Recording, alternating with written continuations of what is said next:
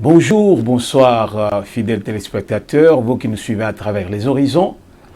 Nous voici encore chez vous aujourd'hui, dans un nouveau numéro, juste dans le but de pouvoir vous informer. Aujourd'hui, nous venons avec ce titre, la réunion ou bien le sommet du 18 mai à Paris, une arnaque sur l'Afrique.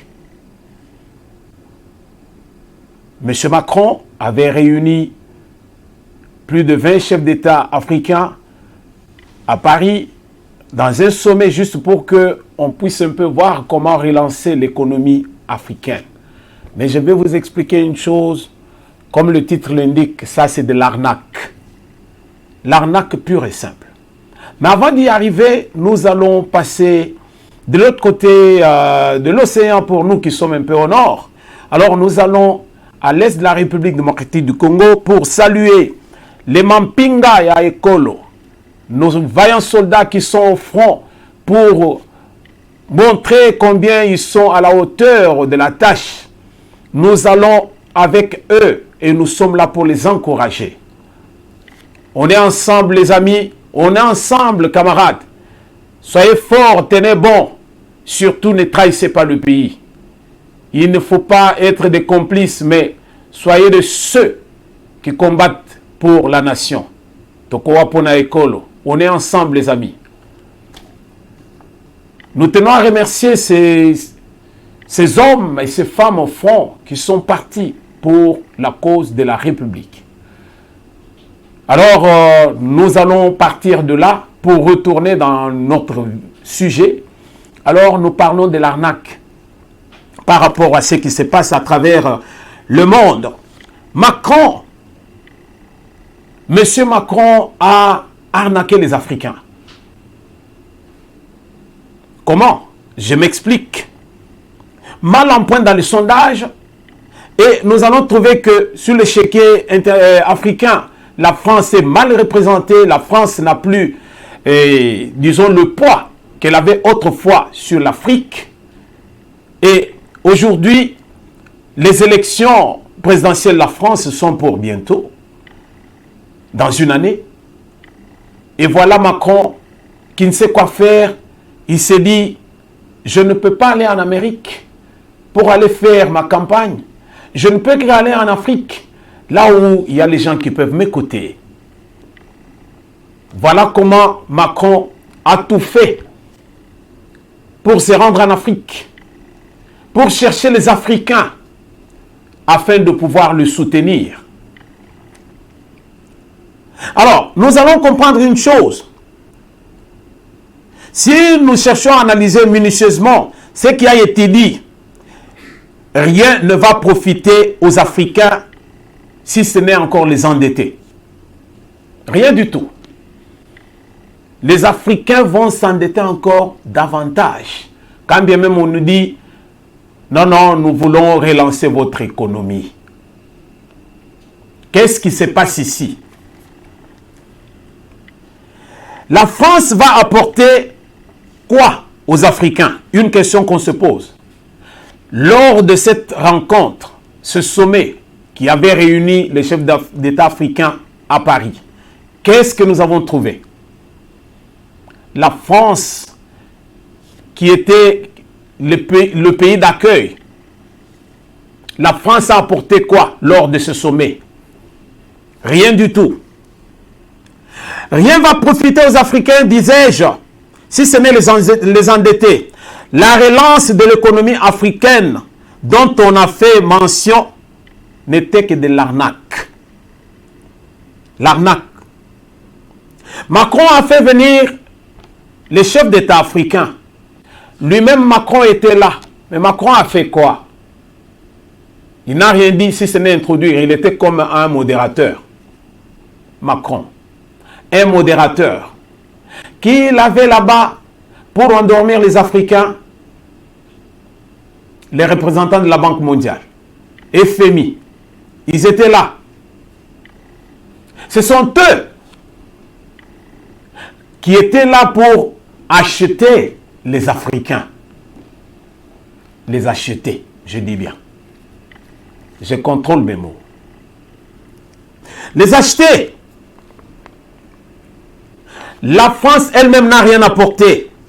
Comme vous pouvez le constater, Macron cherche ceux qui peuvent l'aider à mobiliser les fonds pour sa campagne électorale qui s'en vient, comme disent nos amis québécois. La campagne électorale est là. Macron n'a pas de moyens.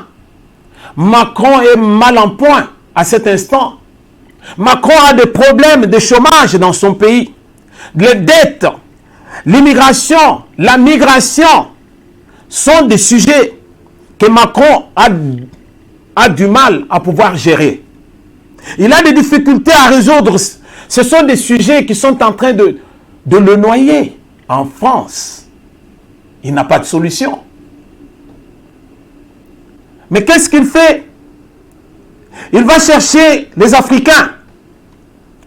La France est un pays en Europe, un pays qui est, je peux dire, le plus endetté. Réellement endetté. Mais la France qui est endettée, comment l'idée est partie de pouvoir réunir les chefs d'État africains et leur parler de la relance de leur économie. C'est comme ça que nous devons analyser les choses. J'ai vu les gens se battre à Paris.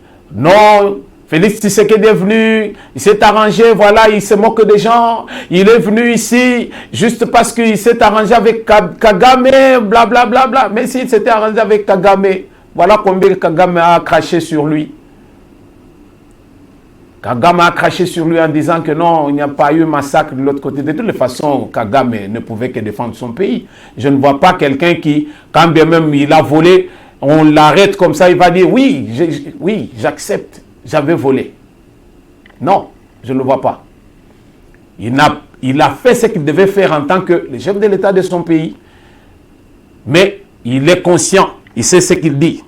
Je disais que le chômage, les dettes, l'immigration, la migration, l'emploi, tout cela, ce sont des sujets saillants qui font que la France est en déséquilibre. Mais la France réunit les chefs d'État africains pour parler de la relance de l'économie africaine. Alors c'est là où il y a les nœuds à dénouer. Peuple africain, nous devons nous réveiller. L'Europe est venue avec un discours pour nous dire que nous devons installer la démocratie en Afrique. Pourquoi? Parce que si nous voulons que ça puisse fonctionner chez nous, nous devons installer la démocratie. Et par la démocratie, il y a lieu qu'on puisse vous aider. Aujourd'hui, nous avons installé la démocratie qu'ils voulaient. Mais qu'est-ce qu'on trouve maintenant? On trouve que par la démocratie, les portes sont fermées aussi chez nous. Pourquoi? Parce que par la démocratie, nous allons tout vérifier. Nous allons tout contrôler. Maintenant que nous sommes organisés, et c'est difficile maintenant pour tous ces gens de venir encore nous prendre ce que nous avons. Voilà comment maintenant ils procèdent autrement. Voilà comment ils procèdent autrement. Africains, nous devons nous réveiller. Cette politique de Macron qui cherche les partenaires avec qui mourir comme un diable. Vous savez, le diable, il semblerait, pour ceux qui lisent la Bible, il est en train de traquer. Comme il sait qu'il lui reste peu de temps, il va encore ensorceler un grand nombre de gens. Il va encore essayer d'attirer encore les gens vers lui. Comme ça, il ne va pas, quand on va le jeter en enfer, il ne va pas partir seul. Il aura des gens avec qui il va partir. Macron a déjà une casquette ternie. Et il fait venir les chefs d'État africains, l'allègement de la dette, ou les fonds alloués au soutien de nos économies. Ça, c'est de l'arnaque pure et simple. Pure et simple de l'arnaque. Mobutu disait ceci. Quand les États, les pays dits développés disent qu'ils nous donnent de l'aide, mais cette aide-là ne nous profite pas. L'aide que les Occidentaux nous apportent, ça les enrichit. Et comment? Il avait expliqué. Je vais donner cet exemple que lui-même avait utilisé. Mobutu, de son temps, il avait dit ceci. Supposons, quand vous voulez nous dire, non, non, nous allons vous donner par exemple la bourse pour 100 personnes qui vont venir étudier en Europe. On donne la bourse de 100 personnes qui doivent aller suivre la formation peut-être de 2 ans, de 3 ans, de 4 ans en Europe. Mais quand ces étudiants vont en Europe avec la dite bourse, cette bourse-là va s'utiliser où? En Europe. Et c'est l'Europe qui nous avait donné la bourse. Et c'est l'Europe maintenant qui va accueillir encore ces boursiers. Ce qui veut dire que l'argent qu'on nous avait donné, on récupère ça autrement. Mais on pouvait garder ces étudiants chez nous pour qu'ils étudient avec cette bourse-là chez nous. Mais non, l'Europe nous récupère ces gens-là, ou l'Occident. Et par la suite, le pire dans tout ça, c'est quoi? Cette bourse ne parvient pas à aider nos étudiants à nouer les 2 bouts du mois. Moi qui vous parle, je suis passé par là. Et là, l'État d'origine doit injecter, c'est-à-dire supplier sur la bourse que nous avions reçue. Et qu'est-ce que ça donne maintenant? Ça donne qu'on nous avait donné l'argent, ils ont récupéré cet argent, et nous sommes endettés, et qu'est-ce que ça fait? Mais en plus, nous allons encore prendre notre argent pour suppléer sur la bourse qui a été déjà donnée. Est-ce que ces gens nous ont aidés? Voilà. Mobutu l'avait dit en son temps. Mais aujourd'hui, cette politique occidentale ne s'est pas arrêtée. Voilà combien Macron est venu pour nous emmerder. Quel est ce pays qui est sous contrôle de la France, comme je peux prendre, par hasard, je prends la Côte d'Ivoire. Je vais en Centrafrique, quelque part ailleurs encore. Qu'est-ce que la France a déjà fait là-bas, qui a fait qu'on puisse dire que c'est un pays qui se développe? On ne garde que des vieux véhicules, comme nous voyons là-bas Sassou Nguesso et les autres qui sont avec eux. Pourquoi? Parce que ce sont les élèves studieux. On les garde à leur profit. Voilà comment ces gens se comportent. Et quand vous allez trouver des chefs d'État de ces gens, mais ils sont en train encore de nuire. Pourquoi? Parce qu'ils sont dans un système qui est déjà désuet. Alors, ceux qui veulent marcher avec eux, mais ce sont des oiseaux de même plumage. Ils vont seulement vous infecter. Quand je vais parler, je le dis pour mon pays, la RDC, nous avons un chef de l'État, on l'appelle Fachi Béton. Fachi Béton, vous êtes différent de tous ces vieux véhicules-là qui roulent.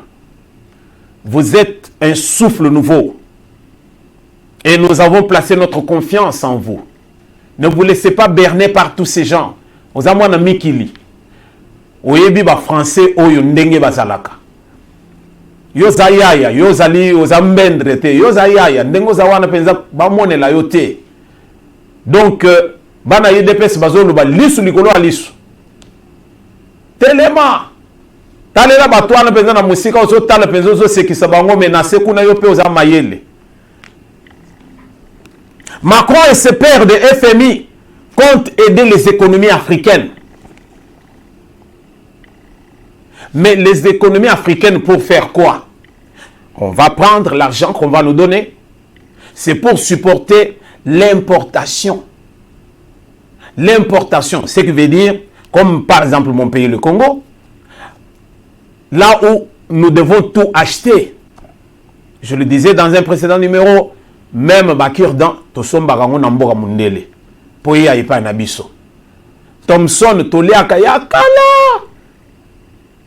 Yakala. Mais Tosombarango Ipa Nabango. Biloko tout Toliaka. Tozana iloko tosala kate.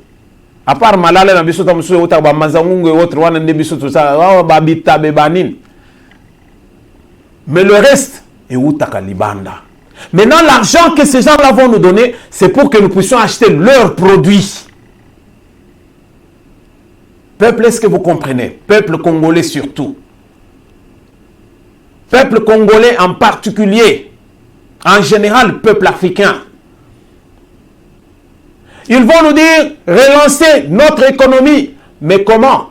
Nous allons relancer l'économie en créant l'emploi, en donnant du boulot aux gens. Et quand nous produisons, ainsi nous allons relancer notre économie. Mais vous nous donnez l'argent pour supporter l'importation. C'est-à-dire, nous devons importer vos produits. C'est-à-dire, l'argent que vous allez nous donner, nous viendrons acheter chez vous.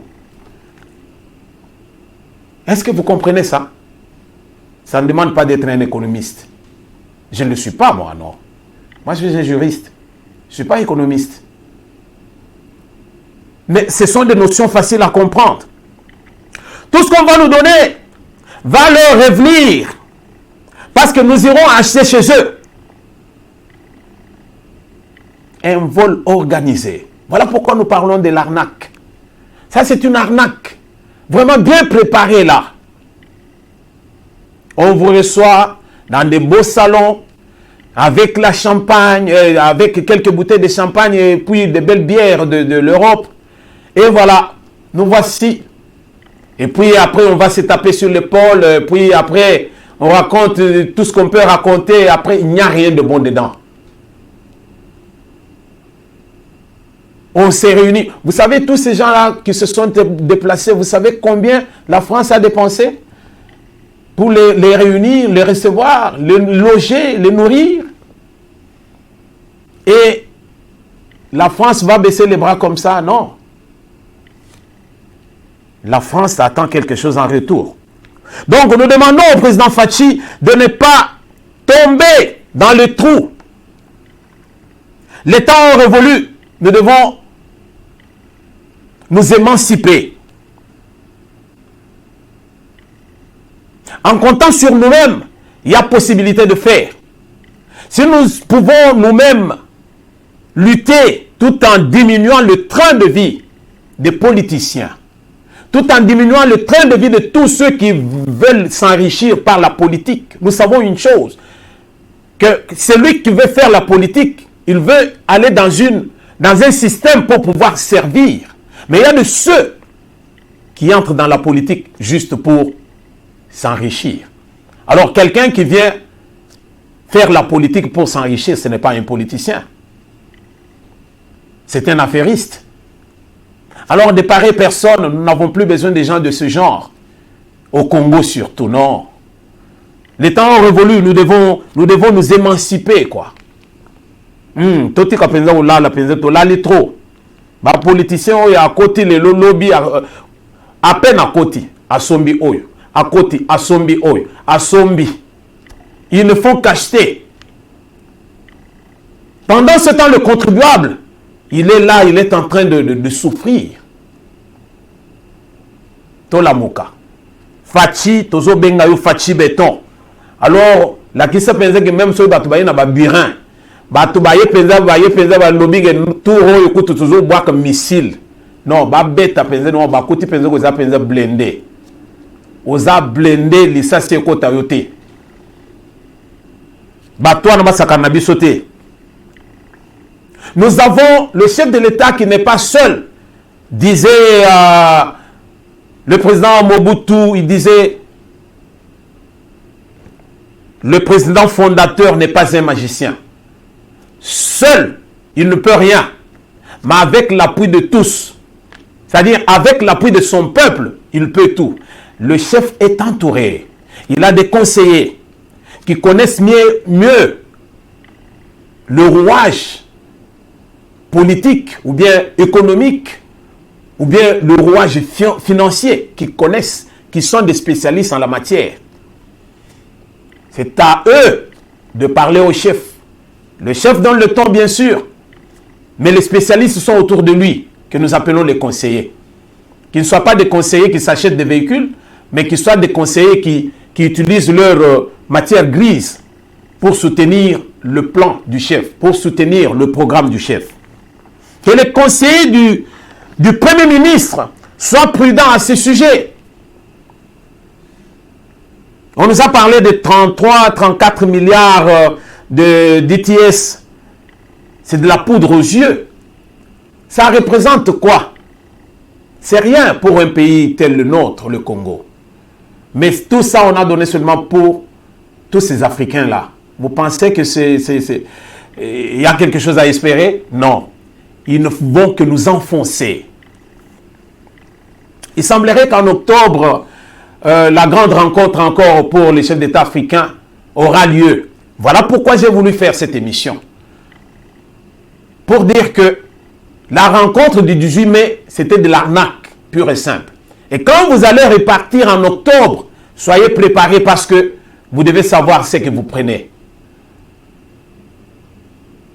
Félix Wazekwa, Muto Bongo, alubaki lokomona sepela nango trop. Alubi na lobi bokoki kolia bisika misato. Te. Boko lia mbala misato. Mais bolia bisika misato te. Allez-y comprendre. Qu'est-ce que cela veut dire? Tokiko lia na biso. Mais tolia partout te. C'est-à-dire tous ces gens-là qui viennent pour vous faire les yeux doux, ils viennent parce qu'ils savent qu'ils vont prendre quelque chose auprès de vous. La France n'a rien. Macron n'a rien. Macron a des difficultés chez lui. Mais je trouve très mal. Oui, c'est ce qu'on dit souvent. Ce sont toujours les cordonniers qui sont les mal chaussés.